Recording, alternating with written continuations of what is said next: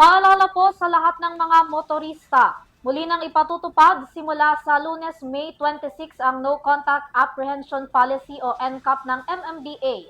Ibig sabihin mga high-definition CCTV cameras, digital cameras at iba pang gadgets tulad ng speed gun at handheld video cameras na ang magbabantay sa lahat ng mga lalabag sa batas trapiko.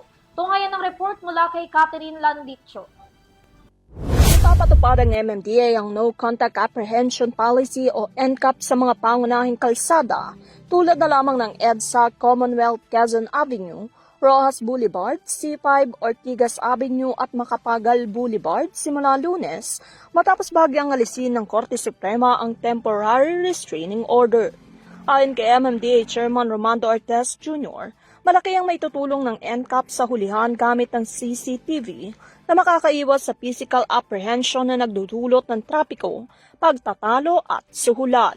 Gayunman may ilang motorista rin ang nangangamba dahil sa munoy pagdami ng mga hindi agad napapansing paglabag. Tiwala naman umano ang MMDA na makakatulong sa napipintong EDSA rehabilitation ang paglip ng Supreme Court sa TRO laban sa No Contact Apprehension Policy o NCAP.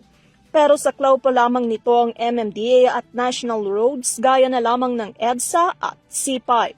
Samantala, kamakailan ay inalis na umano ng Korte Suprema ang Temporary Restraining Order laban sa pagpapatupad ng No Contact Apprehension Policy o NCAP para sa mga motorista ayon yan kay Solicitor General Menardo Guevara. Para sa Euro TV News, Catherine Landicho, sumasaludo sa bawat Pilipino.